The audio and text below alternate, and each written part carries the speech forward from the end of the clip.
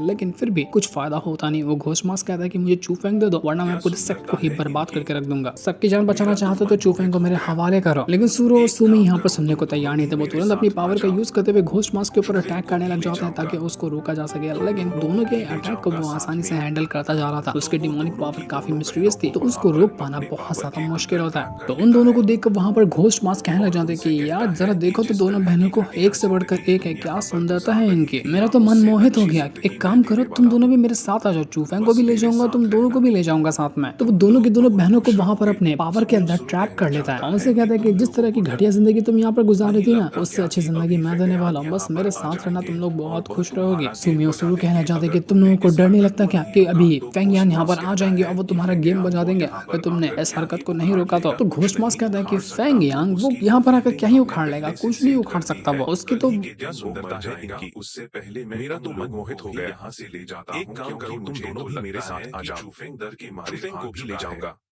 तुम दोनों को भी ले जाऊंगा साथ में होगा। तो वो दोनों की दोनों बहनों को वहां पर अपने पावर के अंदर ट्रैप कर लेता है। लेकिन इससे और उनसे कहता है कि जिस तरह की घटिया जिंदगी तुम यहाँ पर गुजार रही थी ना, उससे अच्छी जिंदगी मैं देने वाला निकालेंगे और बस मेरे साथ रहना।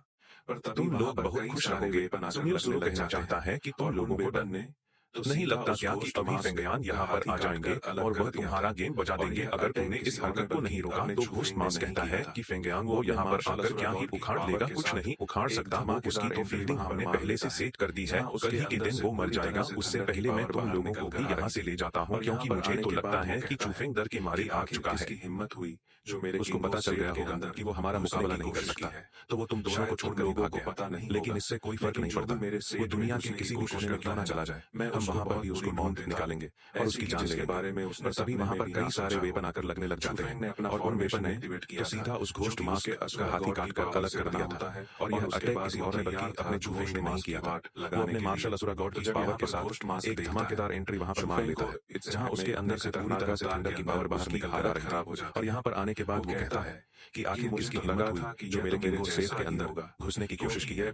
शायद तुम लोगों को पता नहीं होगा, लेकिन जो भी मेरे सेफ में घुसने की कोशिश करता है ना, मैं उसको बहुत बुरी मौत देता हूँ। ऐसी की जिसके बारे में उसने सपने में भी ना सोचा हो। चूफेंग ने अपना फॉर्मेशन एक्टिवेट किया था जो कि उसके असुरा गॉड की पावर से बना होता है और उसके बाद वो तैयार था घोस्ट मास्क के बाद लगाने के लिए। मुझे जब यहाँ पर घोस्ट मास्क देखता है उस चूफेंग को के बारे में इतने खतरनाक जान के अंदर उसकी हालत खराब हो जाती है। वो कहता है कि मुझे तो लगा था कि यह तो मेरे जैसा ही होगा क्योंकि यह भी ग्रे रूबी स्पिरिटिस्ट है। मैं भी तो वहीं हूं ना, लेकिन अब जाकर पता चल रहा है यह तो मुझसे कई गुना ज्यादा स्ट्रांग है।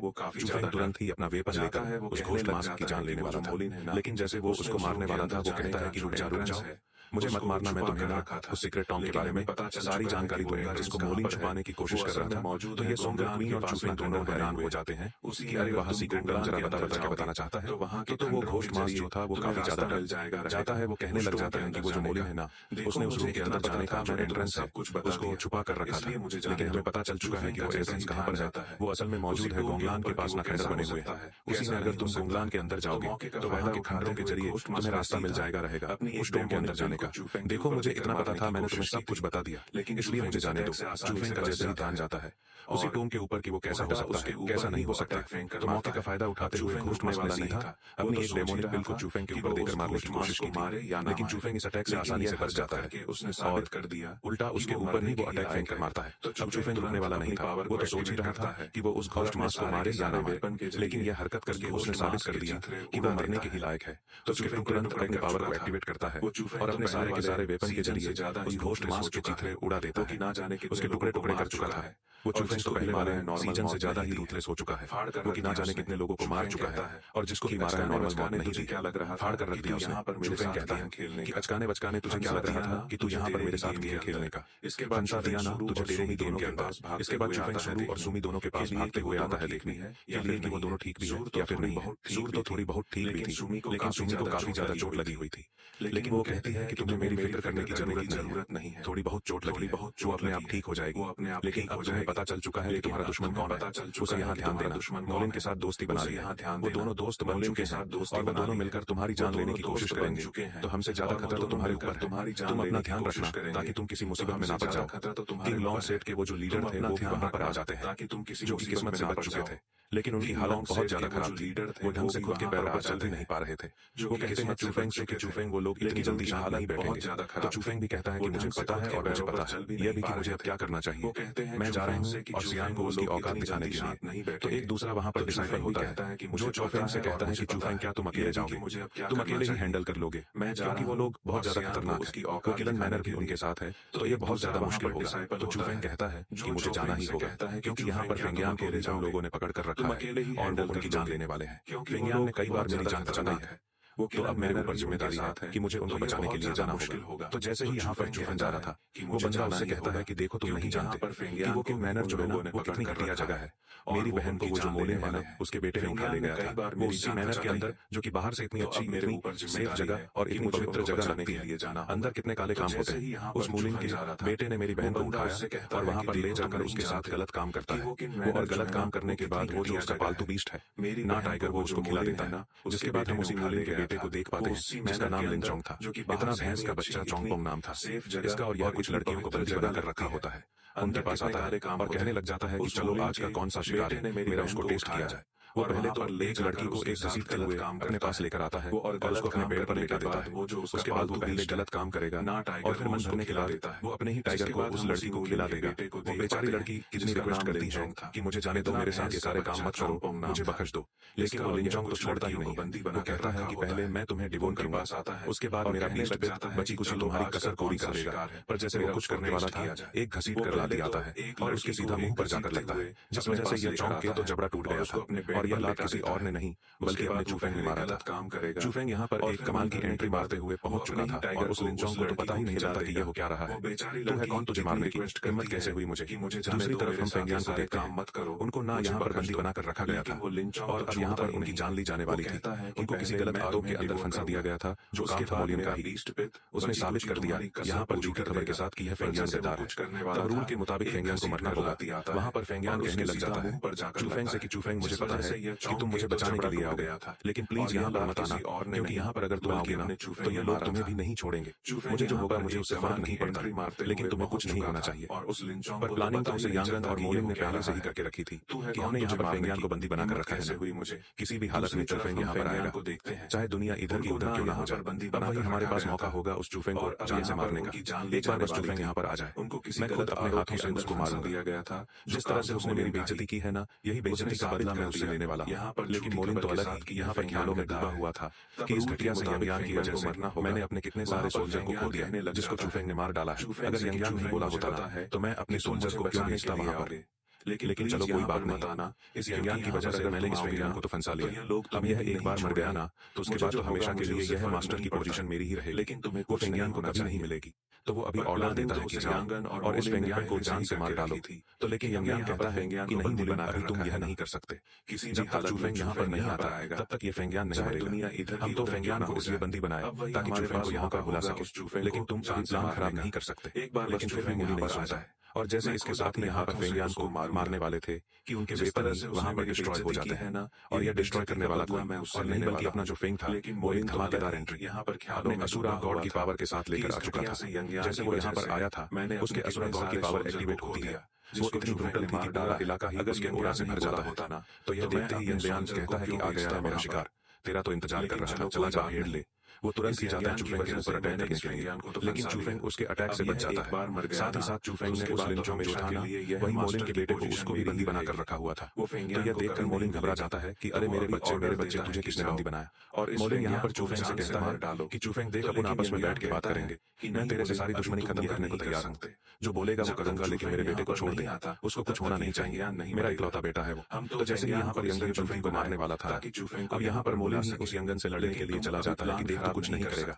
चूफेंग को अगर उसको कुछ हुआ ना तो वो मेरे बेटे को मार डालेगा, जो कि मैं नहीं होने दे सकता। चूफेंग यहाँ पर वो जोंग जो होता है उसको भी अपने साथ ले जाता है और ये कहते हुए जाता है कि देखो जब तक हम सेफ जगह पर नहीं पहुंचते ना तुम्हारा बेटा मेरे पास रहेगा, और जब हमें लगेगा कि हम सुरक्षित हो चुके हैं मैं तेरे बेटे को छोड़ दूंगा, और अगर तूने कुछ करने की कोशिश की तो तेरा बेटा मरेगा। लेकिन तभी यंगयान जो होता है वो चूफेंग के पीछे पड़ जाता है। तो यह देखकर चूफेंग अब कहता है मोलिन से कि देख यंगयान ने अपना डील तोड़ दी, वो मुझ पर अटैक करने के लिए, इसका मतलब कि मैं तेरे बेटे को भी नहीं छोड़ूंगा, बचा सकता है तो अपने बेटे को बचा ले। उस यांगयान को मारकर यंगन ने अगर मुझे कुछ भी किया तो तेरा बेटा मरेगा। इसके बाद चूफेंग यहाँ पर सबके सामने ही उस लिंचो को जान से मार डालता है। वो उसकी गर्दन तोड़कर फेंक देता है। उसको जितनी भी लड़कियों के साथ गलत काम तूने किया ना, उसका बदला पूरा हुआ। तो यहाँ पर चूफेंग जैसे वहां से भाग रहा था, यंग्या तो उसके पीछे पड़ा हुआ था। ये दोनों वहां से भाग रहे होते हैं और यंगना अब रुकने वाला नहीं था। उन आपस में बैठ के बात करेंगे। मैं तेरे से सारी दुश्मनी खत्म करने को तैयार हूँ। जो बोलेगा वो करूंगा, लेकिन मेरे बेटे को छोड़ दे। उसको कुछ होना नहीं चाहिए। मेरा इकलौता बेटा है वो। तो जैसे ही यहाँ पर यंगन चूफेंग को मारने वाला था ना, अब यहाँ पर मोलिन ही उस यंगन से लड़ने के लिए चला जाता है कि देख तू कुछ नहीं करेगा। चूफेंग को अगर उसको कुछ हुआ ना, तो वो मेरे बेटे को मार डालेगा, जो कि मैं नहीं होने दे सकता। चूफेंग यहाँ पर वो जोंग जो होता है उसको भी अपने साथ ले जाता है और यह कहते हुए जाता है कि देखो, जब तक हम सेफ जगह पर नहीं पहुंचते ना, तुम्हारा बेटा मेरे पास रहेगा। और जब हमें लगेगा कि हम सुरक्षित हो चुके हैं, मैं तेरे बेटे को छोड़ दूंगा। और अगर तूने कुछ करने की कोशिश की तो तेरा बेटा मरेगा। लेकिन तभी यंगयान जो होता है वो चूफेंग के पीछे पड़ जाता है। तो यह देखकर चूफेंग अब कहता है मोलिन से कि देख, यंगयान ने अपना डील तोड़ दी, वो मुझ पर अटैक करने के लिए। इसका मतलब कि मैं तेरे बेटे को भी नहीं छोड़ूंगा। बचा सकता है तो अपने बेटे को बचा ले। तो इस यांगतियान को मारकर यंगन ने अगर मुझे कुछ भी किया तो तेरा बेटा मरेगा। इसके बाद चूफेंग यहाँ पर सबके सामने ही उस लिंचो को जान से मार डालता है। वो उसकी गर्दन तोड़कर फेंक देता है। उसको जितनी भी लड़कियों के साथ गलत काम तूने किया ना, उसका बदला पूरा हुआ। तो यहाँ पर चूफेंग जैसे वहां से भाग रहा था, यंग्या तो उसके पीछे पड़ा हुआ था। ये दोनों वहां से भाग रहे होते हैं और यंगना अब रुकने वाला नहीं था।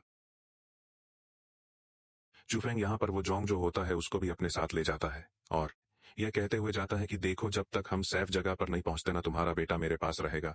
और जब हमें लगेगा कि हम सुरक्षित हो चुके हैं, मैं तेरे बेटे को छोड़ दूंगा। और अगर तूने कुछ करने की कोशिश की तो तेरा बेटा मरेगा। लेकिन तभी यंगयान जो होता है वो चूफेंग के पीछे पड़ जाता है। तो यह देखकर चूफेंग अब कहता है मोलिन से कि देख, यंगयान ने अपना डील तोड़ दी, वो मुझ पर अटैक करने के लिए। इसका मतलब कि मैं तेरे बेटे को भी नहीं छोड़ूंगा। बचा सकता है तो अपने बेटे को बचा ले। तू इस यांगतियान को मारकर यंगन ने अगर मुझे कुछ भी किया तो तेरा बेटा मरेगा। इसके बाद चूफेंग यहाँ पर सबके सामने ही उस लिंचो को जान से मार डालता है। वो उसकी गर्दन तोड़कर फेंक देता है।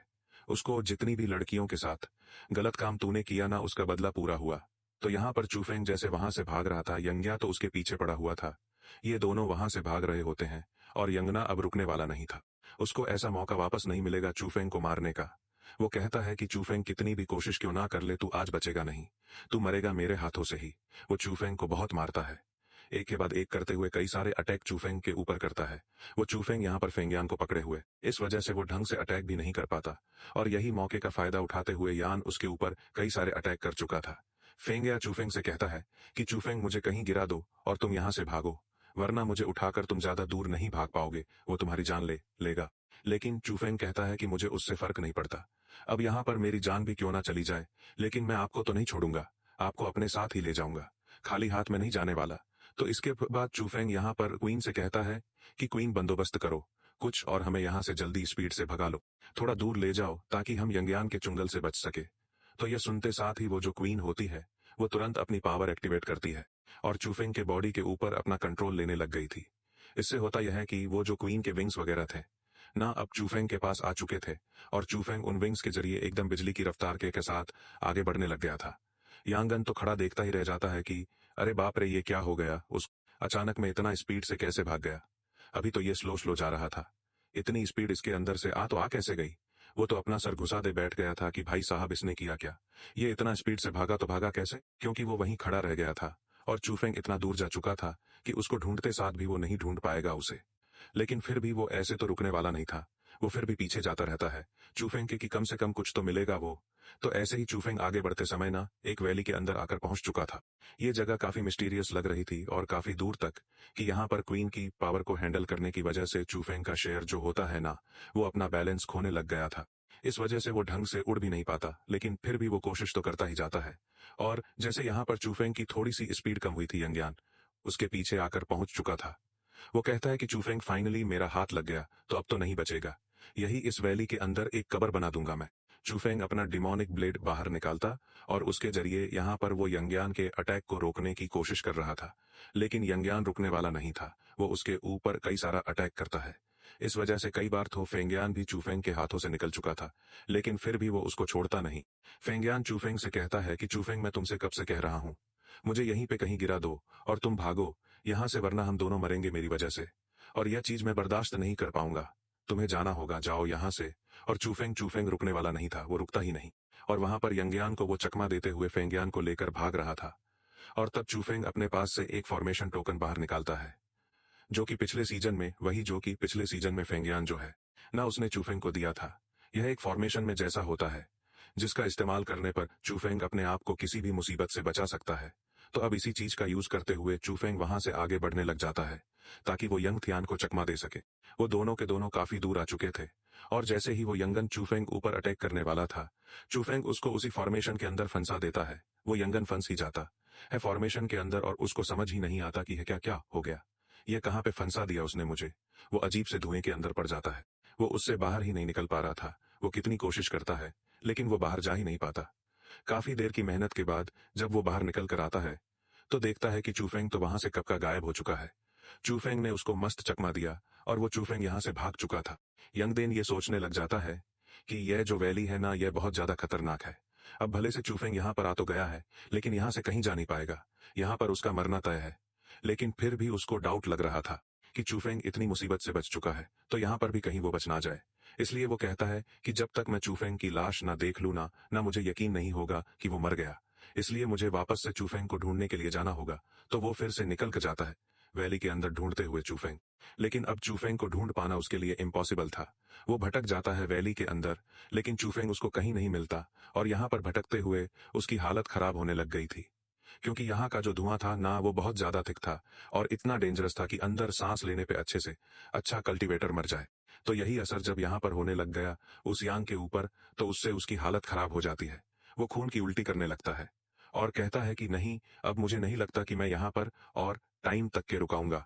मेरी हालत खराब हो चुकी है, ज्यादा टाइम तक के रुका ना तो मैं मर जाऊंगा। मुझे लगता है कि चूफेंग भी यहाँ पर आया है ना तो अब तक वो भी मर गया होगा। ज्यादा उसके पीछे जाना ठीक नहीं है। तो अब चूफेंग यहाँ पर आने के बाद मर चुका है तो उसके किंग लॉन्ग सेट को बर्बाद करना मेरे बाएं हाथ का खेल है। अभी चाहता हूँ उसके किंग लॉन्ग सेट को बर्बाद कर दूंगा।